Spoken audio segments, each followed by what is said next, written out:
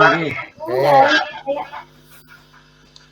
Disajikan deskripsi tentang kasus wainya pengembangan keprofesian berkelanjutan guru PAI di sekolah tertentu. Mahasiswa dapat menganalisis prinsip perkembangan keprofesian berkelanjutan guru yang digunakan. Di sebuah sekolah, guru-guru PAI secara berkala mengikuti pelatihan dan workshop untuk meningkatkan kompetensi mereka. Selain itu, sekolah juga mendorong guru-guru PAI untuk berpartisipasi dalam forum diskusi dan seminar terkait dengan pendidikan agama. Guru-guru diajak untuk merencanakan dan melaksanakan penelitian tindakan dalam rangka meningkatkan kualitas pembelajaran. Berdasarkan kasus pengembangan keprofesian berkelanjutan guru PAI di atas, prinsip-prinsip perkembangan keprofesian berkelanjutan yang digunakan adalah A. Pendidikan formal, B. Otonomi profesional, kolaborasi, kontinuitasi, standar nasional. Kira-kira jawabannya apa? Dalam PO ini ada kolaborasi. Oh, kenapa menjawab C? Ya, kita harus tahu. Lihat, ya. Dalam konteks soal, guru PAI secara berkala mengikuti pelatihan untuk meningkatkan kompetensi mereka. Itu satu. Selain itu, kata selain itu sekolah juga mendorong. Berarti ada kaitannya. Selain itu juga sekolah mendorong untuk berpartisipasi diskusi. Nah, guru-guru diajak untuk merencanakan. Nah, diajak berarti itu merupakan kolaborasi dan melaksanakan penelitian dalam peningkatan kualitas pendidikan. Tapi kita harus pahami baik kisi-kisi 112 apa itu yang dimaksud dengan pendidikan formal, otonomi profesional, kontinuitas, standar nasional. Baik, saya akan jelaskan kisi-kisi 112. Nah, prinsip-prinsip pengembangan keprofesional berkelanjutan guru yang digunakan adalah sebagai berikut. Otonomi profesional, yaitu guru memiliki kebebasan untuk memilih kegiatan pengembangan keprofesian sesuai dengan kebutuhan dan minat mereka. Ini masing-masing ya, sesuai minat tapi tidak ada hubungan dengan yang lain. Ini hanya dirinya sendiri saja. Lihat ke depannya ada gak berkaitan. Kemudian kolaborasi. Guru berkolaborasi dengan sesama guru, praktisi pendidikan, dan stakeholder yang lainnya dalam rangka meningkatkan kompetensi mereka sesuai konteks soal tadi. Sekolahnya mendukung, kemudian mengajak kepada temannya, itu termasuk kolaborasi. Sedangkan kontinuitas, yaitu pengembangan keprofesian berkelanjutan dilakukan secara berkelanjutan, tidak hanya sekali, secara terus-menerus, kontinu.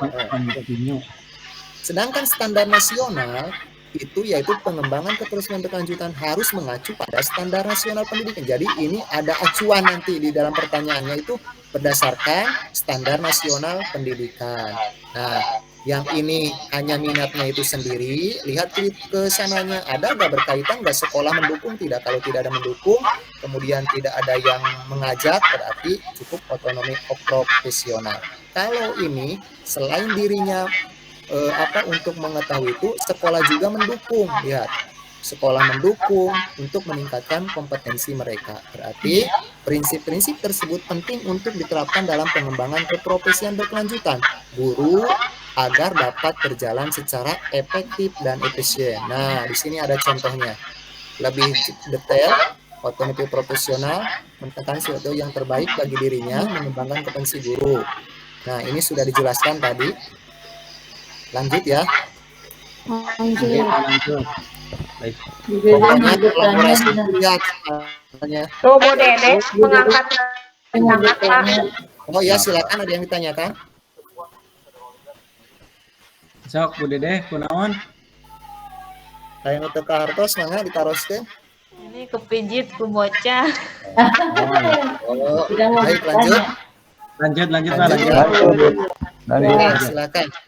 Disajikan deskripsi tentang kasus pengembangan profesionalisme guru PAI di sekolah tertentu. Mahasiswa dapat menganalisis model pengembangan profesionalisme guru yang digunakan.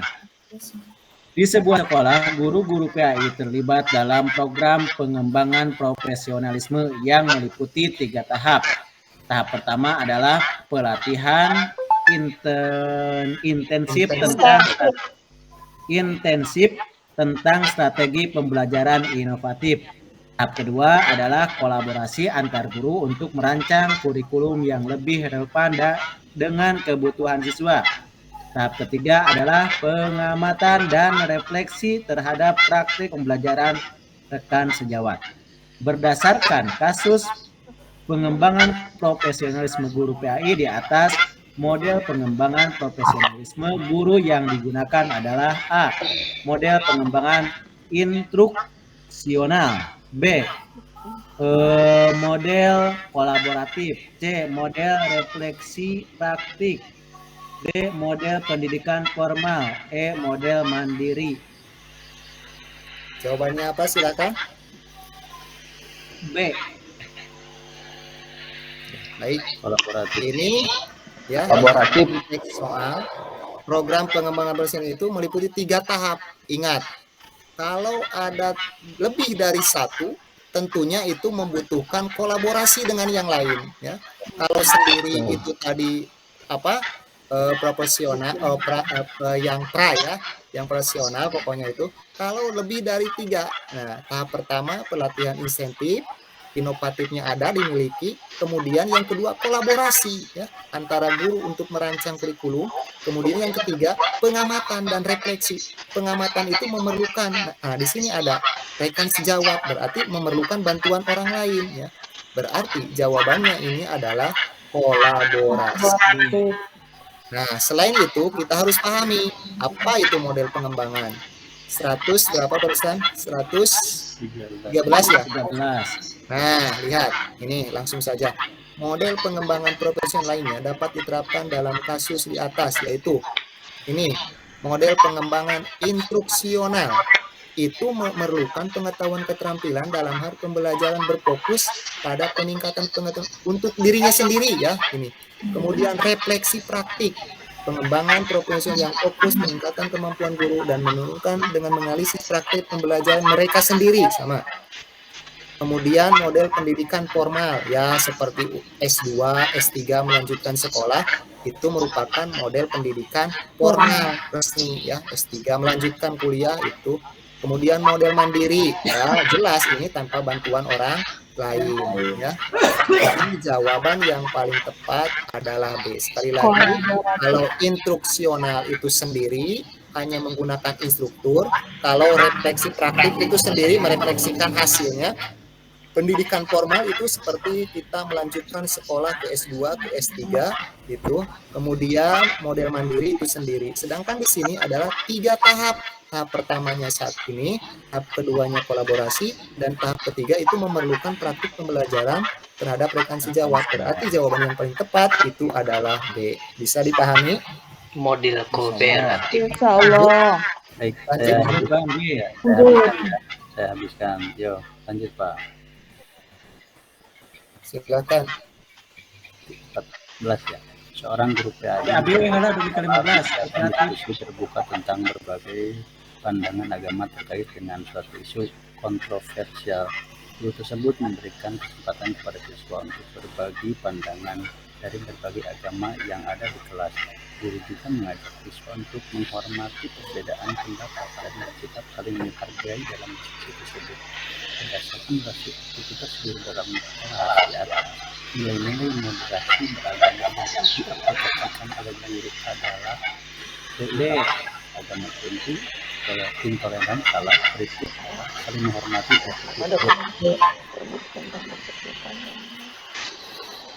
D, Pak, D. Jawabannya apa? saling D, menghormati, Pak, D. dan Oke, baik. Ya. Kata kunci dalam modernisasi beragama. Awas. Awas sekali lagi ya. Kata kunci moderasi beragama itu kita itu harus saling menghormati, saling menghargai, dan toleransi ya. Kata kuncinya itu. Moderasi beragama itu kita harus saling menghormati dan toleransi. Meskipun tidak membaca soal, berdasarkan narasi aktivitas guru dalam kelas di atas, nilai-nilai moderasi beragama yang diaplikasikan adalah guru. Nah, coba lihat seorang guru PAI di sebuah mengadakan diskusi terbuka tentang berbagai pandangan agama terkait dengan suatu isu kontroversial. Guru tersebut memberikan kesempatan kepada siswa untuk berbagi pandangan dari berbagai agama yang ada di kelas. Guru juga mengajak siswa untuk menghormati perbedaan dalam diskusi ya, menghargai perbedaan pendapat. Jelas intinya, kata kuncinya moderasi beragama itu kita itu harus saling menghormati dan toleransi. Kenapa yang salah? Keutamaan agama tertentu. Jadi mengutamakan agama satu tujuan. Intoleransi berarti lawan dari kata toleransi dan tidak mengalir. Kritik terhadap agama lain itu tidak boleh. Kita tidak boleh mengkritik agama yang lain. Kenapa salah? Penekanan pada satu pandangan agama. Jadi ditekan terhadap satu pandangan agama. Berarti yang paling tepat ini adalah D. Kata kuncinya ingat, moderasi beragama, saling menghormati, saling menghargai, dan toleransi. Bisa dipahami? Lanjut Pak. Lanjut. Seorang guru PAI di sebuah madrasah seringkali menggunakan pendekatan tawasud dalam menyampaikan materi agama kepada siswa. Guru tersebut mengedepankan nilai-nilai moderasi dalam menjelaskan ajaran agama, menghindari interpretasi ekstrim, serta memberikan penjelasan yang dapat dipahami oleh siswa dari berbagai latar belakang agama. Berdasarkan hasil tentang guru dalam menyampaikan tawasud atas karakter moderasi beragama, guru tersebut adalah fanatisme agama eksekutif, kepedulian, keterbukaan, penekanan pada suatu Oke, ya. Baik. D. Oke. Kan tadi sudah saya jelaskan, ingat kata kunci moderasi beragama itu pokoknya yang baik-baik ya, keterbukaan, toleransi ya. Kemudian kita harus tahu apa itu tawasul. Coba mana apa tawasul itu? tengah-tengah, Sinergi tengah Pak. Nah, ya tawasul itu posisi kita itu harus menjadi wasit yang adil ya. Seperti hal ini contoh, seorang guru PAI di sebuah madrasah seringkali menggunakan pendekatan tawasul dalam menyampaikan materi agama kepada siswa. Guru tersebut mengedepankan nilai-nilai moderasi dalam menjelaskan ajaran, menghindari ekstrim ya. Jadi tawasul itu harus ada di tengah-tengah, jangan berpihak pada satu, tetapi kita itu yang A sama, yang B sama murid kita. Berarti kita itu harus mengadakan keterbukaan dan toleransi. Makanya kita pahami moderasi beragama itu yang baik-baik, menghargai, menghormati, keterbukaan, dan toleransi. Bisa dipahami? Lanjut. Oke. Lanjut Pak. Lanjut. Siap. Silakan dibaca. turun.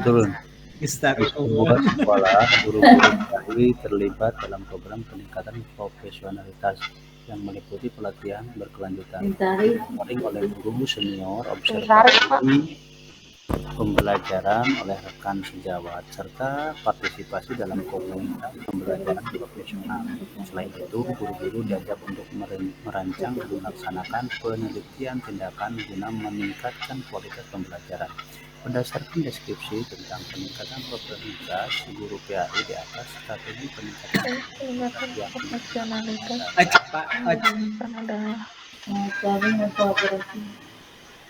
Pak.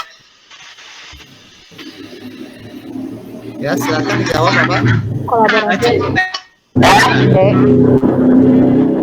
Baik. Nah, lihat konteks soal. Kalau di sini sudah jelas ya, peningkatan profesionalitas. Kalau profesionalitas berarti tentang profesional ya. Lihat di sini sebuah sekolah guru PAI terlibat dalam program peningkatan profesionalitas yang meliputi pelatihan berkelanjutan, monitoring oleh guru senior, observasi pembelajaran oleh rekan sejawat, serta partisipasi dalam komunitas pembelajaran profesional. Selain itu, guru-guru diajak untuk merancang dan melaksanakan penelitian sebagai pengecoh saja, tapi lihat berdasarkan profesionalitas yang digunakan adalah pelatihan 1 kali, peningkatan monitoring dan kolaborasi, ekonomi profesional, peningkatan. Coba kalau saya salah lihat penjelasan tadi, kalau saya lupa 116 ya. Ya. Nah,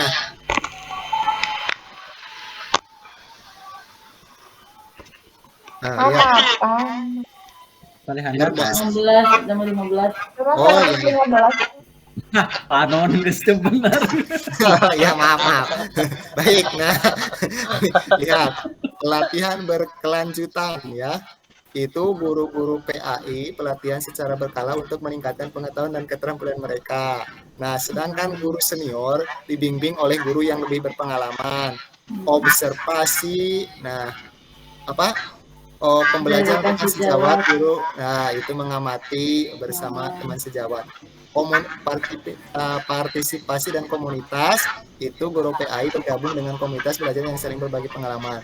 Kemudian perancangan dan pelaksanaan penelitian, itu guru merancang dan memecahkan strategi menunjukkan bahwa peningkatan profesionalitas guru PAI dilakukan melalui pendekatan monitoring. Oh iya betul ya, tadi salah saya. Tapi ya monitoring dan kolaborasi sesuai tadi yang dijelaskan bahwa di sini ada teman sejawat ya. Ya, observasi pembelajaran berarti yang betul adalah C. Tapi kita harus paham. Ya, harus paham. Lihat pelatihan berkelanjutan itu secara berkala, secara terus-menerus kontinu, monitoring oleh guru senior itu dibimbing oleh guru yang sudah berpengalaman ya. Observasi pembelajaran itu dilakukannya di dalam proses pembelajaran. Sedangkan partisipasi dalam komunitas itu guru PAI bergabung dengan komunitas yang lain. Kemudian perancangan. Nah, berarti yang paling tepat itu adalah jelas monitoring dan kolaborasi. Lanjut. Ya, siap. Silakan. Seorang guru PAI di sebuah sekolah mampu merancang materi pembelajaran yang sesuai dengan perkembangan kognitif siswa. Guru tersebut mampu mengkomunikasikan materi dengan jelas dan memfasilitasi diskusi yang aktif.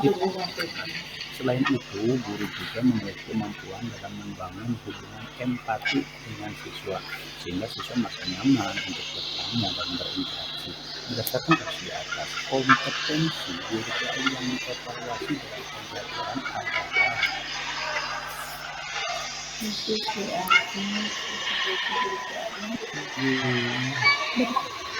Silakan jawab. Mungkin B, interpersonal. personal. Lihat baik. Nah, di sini yang ditanyakan ini sesuai dengan pembelajaran kognitif siswa. Guru tersebut mampu mengkomunikasikan materi dengan jelas dan memfasilitasi diskusi. Nah, kalau kata diskusi yang aktif di kelas, pasti itu adalah tentang berpikir kritis. Coba pembahasan 117. Takut salah saya. Itu diskusinya siswa atau guru? Kan ditanyakannya guru. Oh, kompetensi teknis ya? Oh, maaf, salah. Berjalan di atas kompetensi guru PAI. Oh, berarti jawaban yang paling tepat itu ini A. Kenapa A? Lihat penjelasannya. Kompetensi teknis adalah kemampuan guru adalah menguasai materi pelajaran dan metodologi pembelajaran. Dalam kasus di atas, guru PAI tersebut mampu merancang materi pembelajaran yang sesuai dengan perkembangan kognitif, mengkomunikasikan materi dengan jelas, dan memfasilitasi diskusi yang aktif di kelas. Hal ini menunjukkan bahwa guru tersebut memiliki kompetensi teknis yang baik dalam pembelajaran PAI. Berarti jawabannya adalah tentang kompetensi teknis. Bisa dilanjut? Lanjut. Iya, Pak, lanjut, Pak. Pahami dulu ini. Nanti ada ya guru ini tentang teknis. Silakan. Setelah melaksanakan asesmen diagnostik pada awal semester, terlihat bahwa sebagian besar peserta didik mengalami kesulitan dalam memahami konsep beberapa tadi menunjukkan ketidakaktifan dalam diskusi pelajaran. Dalam konteks ini, sebagai guru PAI, langkah pertama yang tepat untuk dilakukan adalah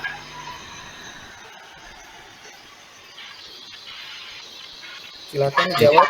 melakukan refleksi diri terhadap metode dan strategi pembelajaran yang telah dilakukan. Oke, baik. Ya, kita harus ingat dalam kurikulum Merdeka refleksi itu di bawah-bawah ya.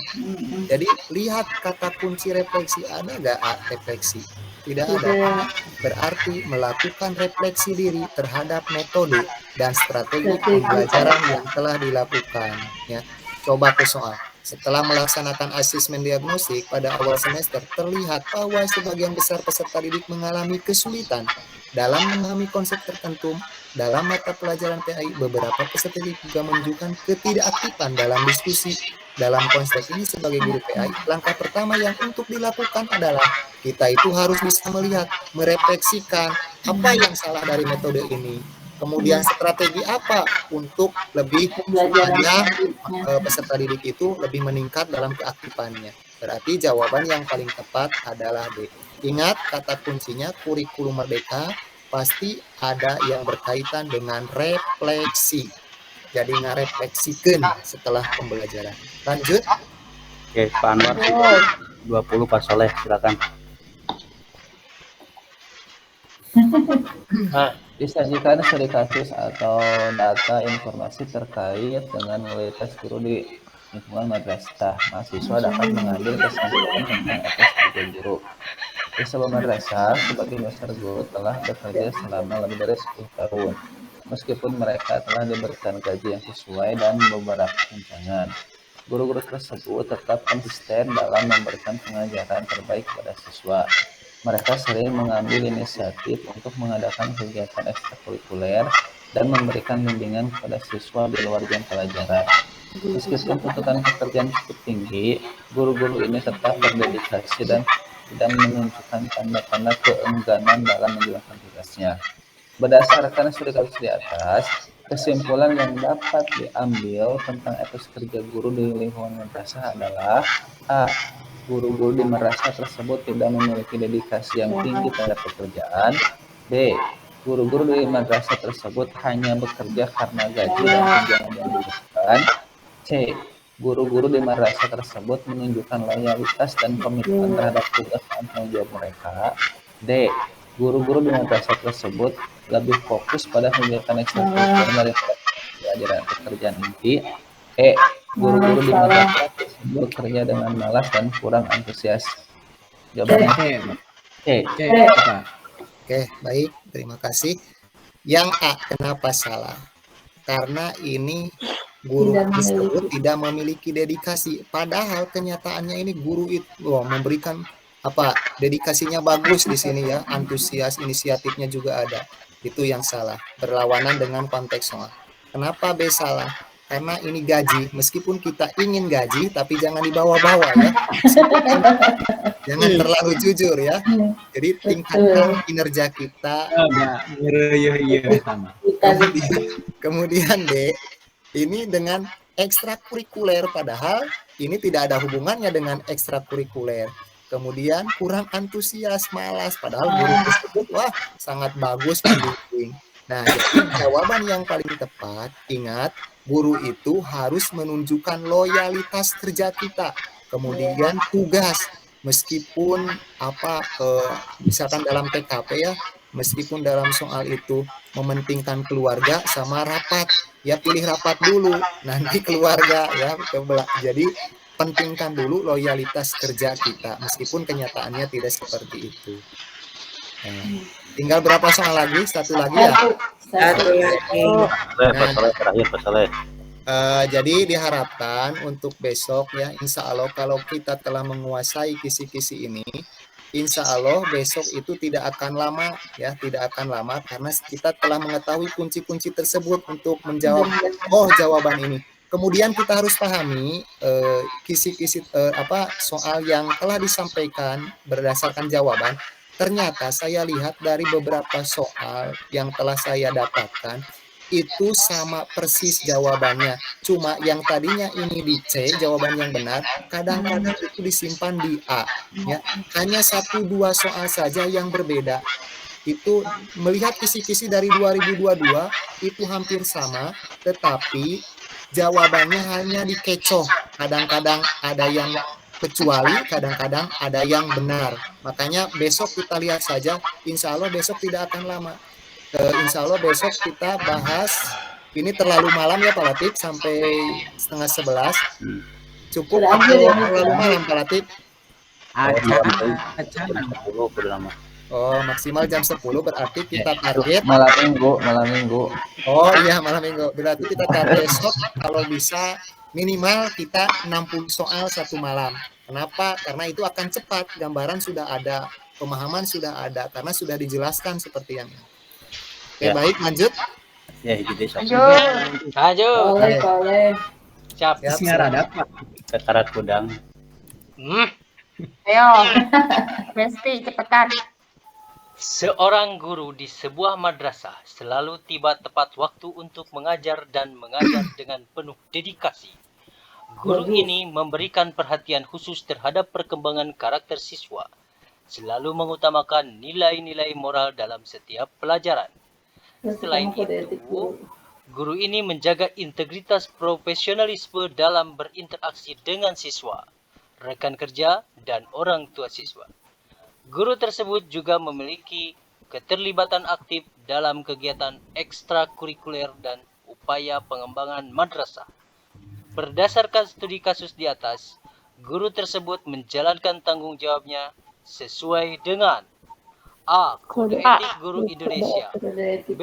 Aturan Sekolah Madrasah, C. Panduan Kegiatan Ekstrakurikuler, D. Norma Keluarga, E. Kebijakan Pemerintah Pusat. Baik ya, ini sudah jelas kode etik guru, tapi kita harus pahami betul ya. Ini guru kita mengajar dedikasi, itu termasuk dalam kode etik guru. Guru memberikan perhatian khusus, itu termasuk kepada kode etik guru. Berarti jawaban yang paling tepat itu adalah A. Mungkin itu Pak Latif, mohon maaf apabila ada kelebihan dan kekurangannya. Barangkali dari teman-teman yang lain ataupun dari siapa saja yang mempunyai soal, silakan, mau oleh siapa saja dibahasnya. Kalau bisa ya seperti ini. Jadi kita itu jawaban A. Kenapa A? Jawab referensinya harus kuat gitu. Jadi tidak hanya menyebutkan jawaban nomor 120 A, tetapi tidak ada penjelasan, karena penjelasan itu merupakan pengingat yang sangat kuat gitu. Baik itu hanya untuk diri saya, kemudian teman-teman ya. Jadi sama-sama saya belajar pertama, kemudian disampaikan, ibu juga sama 2 kali belajar. Sekarang belajar, nanti dibuka lagi. Jadi kita sama-sama belajar. Bukannya saya mau menggurui, tapi kita sama-sama belajar. Mohon maaf ya, kalau misalkan ada kata yang salah dari saya atau jawaban yang kurang tepat. Terima kasih Pak. Tapi awas kata kunci tadi yang saya katakan itu jangan sampai lupa, karena soal tidak akan lepas dari situ. Lihat saja besok, saya sudah melihat ada beberapa soal ternyata tidak jauh dari jawaban ini, hanya dikecoh yang tadinya A. Contoh ini kode etik guru di A, sekarang itu ada di D. Ya, itu saja mungkin. Baik, saya tutup ya Pak Latif. Ya, siap. Mudah-mudahan bermanfaat. Terima kasih. Wassalamualaikum warahmatullahi wabarakatuh. Waalaikumsalam warahmatullahi wabarakatuh. Waalaikumsalam warahmatullahi wabarakatuh. Ya, nanti Tuh, saya hari tamat mah henghar. kirim itu soal yang Tambah KWC-nya Pak. Kemana Bu Neng? Dibuka tuh, karena dipoto. Bayaran sangat abis ya. pakai toga dulu. Nah, dia abi berangkat, dia abi mah geringan gitu. Sok Bayaran sangat tuh. Abi Sana mina po yan? Bu Epi, ayah. Ayah Bu Epi tadi. Sok Ayah tadi ayah. oleh Buka tuh sebenarnya buka. Rudang. Dibuka. Abina ya teh pakai laptop no sanes Pak Halo Pak Latif, ya Bu. besok boleh daftar UP-nya Pak. Udah capek kali Pak, jam Ya. 8 tadi sampai dari Bandar. Siap. Bisa kan? Bu Apida jangan banyak aktivitas dulu sampai nanti UP. Enggak, kemarin kan lari ke Banda Aceh bersama anak. Oh, jangan Anak lari. penelitian kita Jangan asal lari. di Jangan Banda lari. Aceh. Jangan lari. Jangan lari, Bu.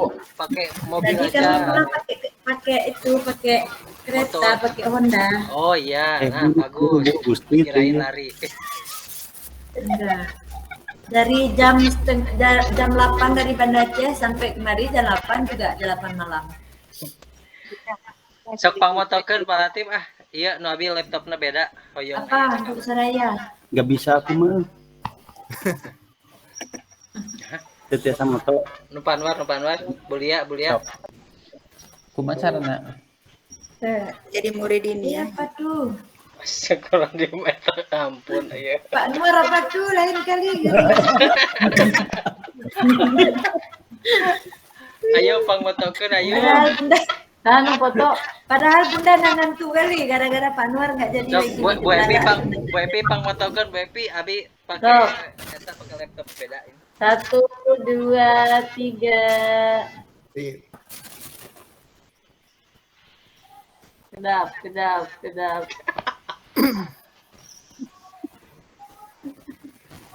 Wala, ganti deui. Kedap. Makasih Pak Nak Uyan. Satu kali Ya, lagi, Bu. sama-sama, Bu. Satu kali lagi, Bu. Satu, nggak ada kameranya nih.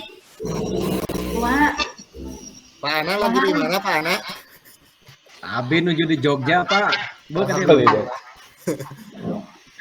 1, 2, 3.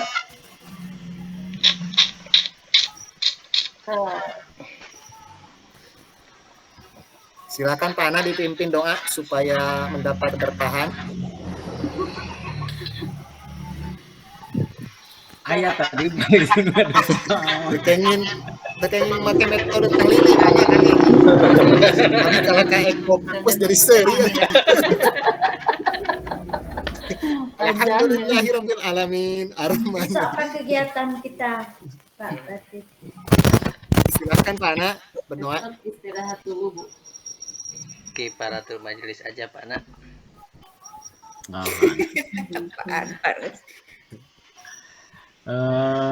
Kawan-kawan semua, alhamdulillah hari ini adalah hari ketiga atau malam ketiga pertemuan kita untuk membahas soal-soal yang akan kita hadapi. Mudah-mudahan soal yang akan keluar tidak jauh dari apa yang telah kita bahas. Meskipun jauh, mudah-mudahan bagi Allah tidak ada yang susah. Meskipun susah, mudah-mudahan Allah memudahkan terhadap ikhtiar kita. Amin. Selanjutnya mari kita bersama-sama berdoa kifaratul majlis. Subhanaka Subhanallahumma wa Dika bihamdika. asyhadu an la ilaha illa anta astaghfiruka wa atubu ilaik. Astagfirullah wa atubu ilaik.